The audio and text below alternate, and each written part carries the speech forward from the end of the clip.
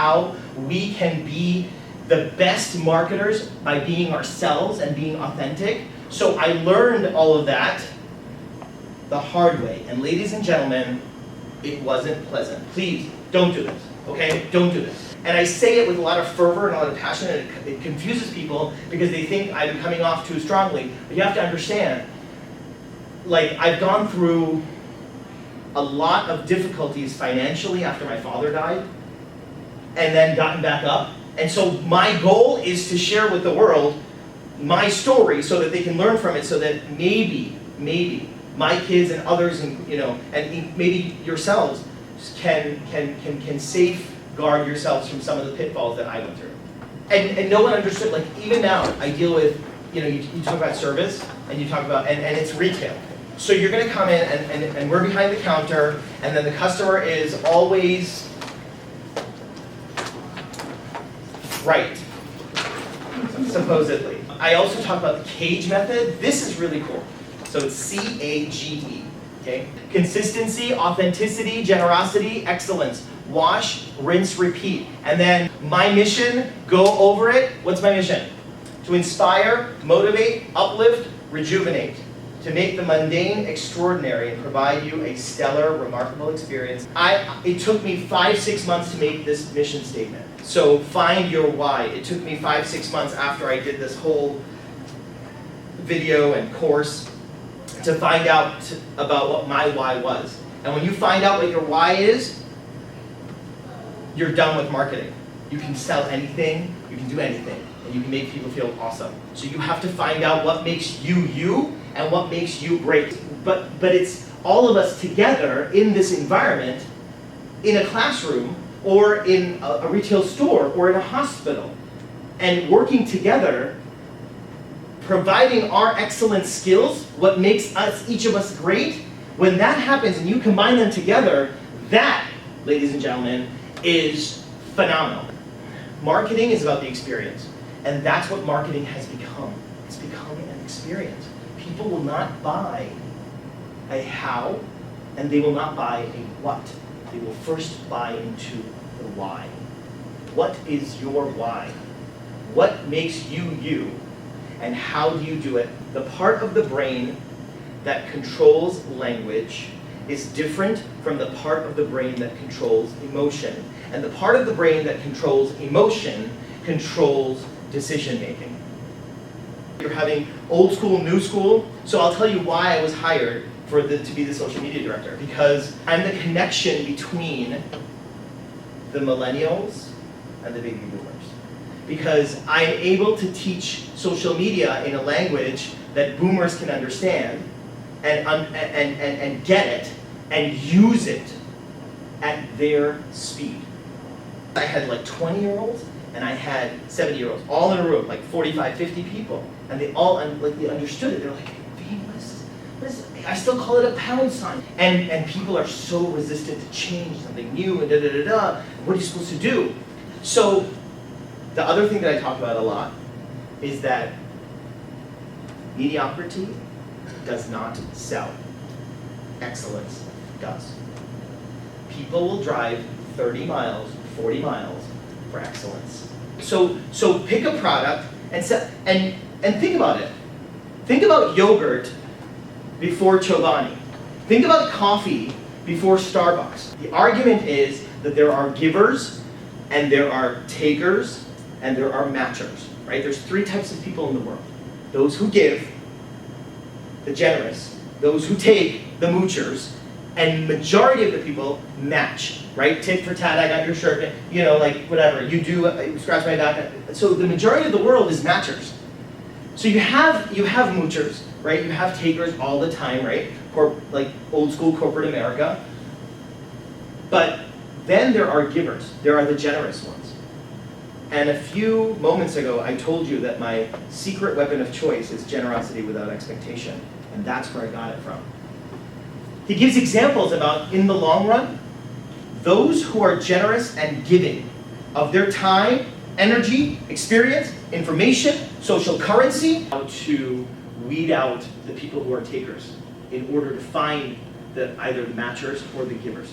So ladies and gentlemen, if you can build a relationship then you can market.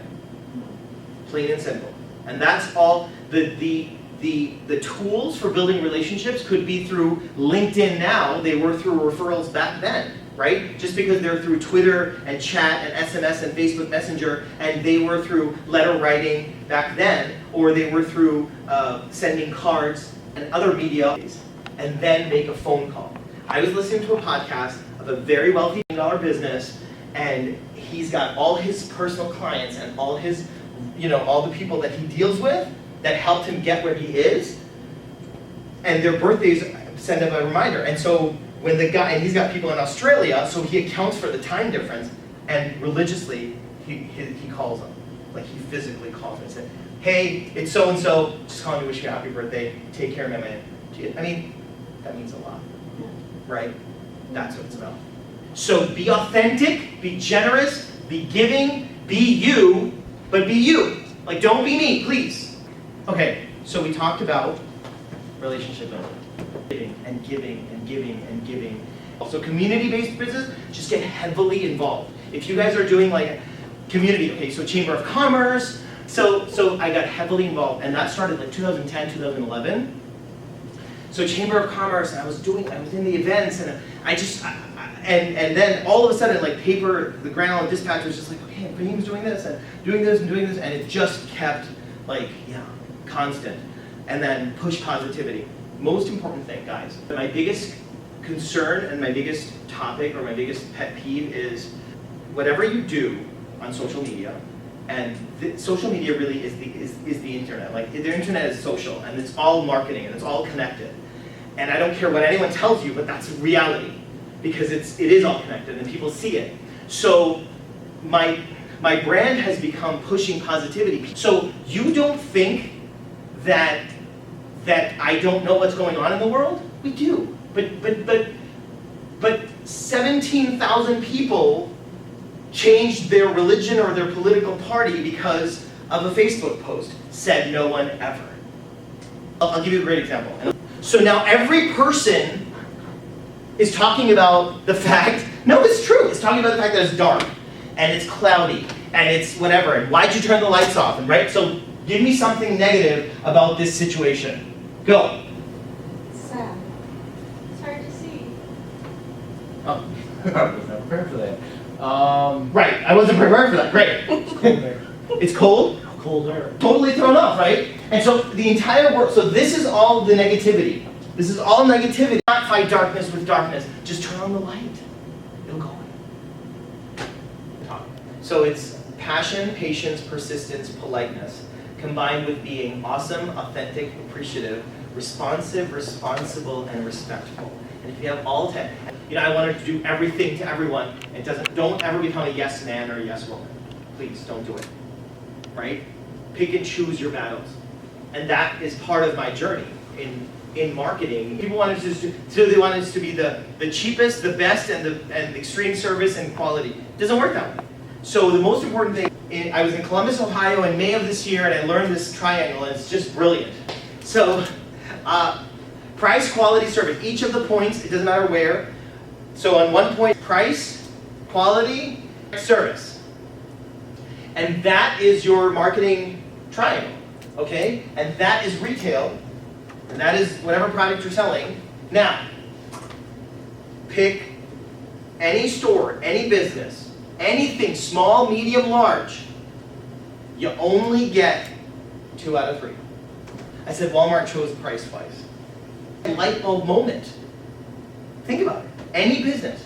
So if you want 21st century, the millennial mindset, the Generation Z mindset, the young mindset, they're going to pick quality and service. Like, these Apple, they're going to pay $800 for a phone. Every year. So if you can provide that with a phenomenal experience, that is the millennial marketing mindset.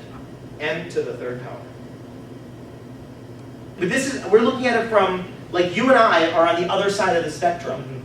To offer to our clients.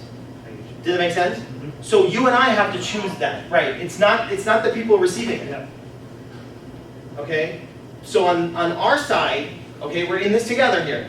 On our side, we are picking 2 out of 3. And in my business, I have picked quality and service all day, every day. All day, every day. Nickel and dime, nickel and dime, nickel and dime.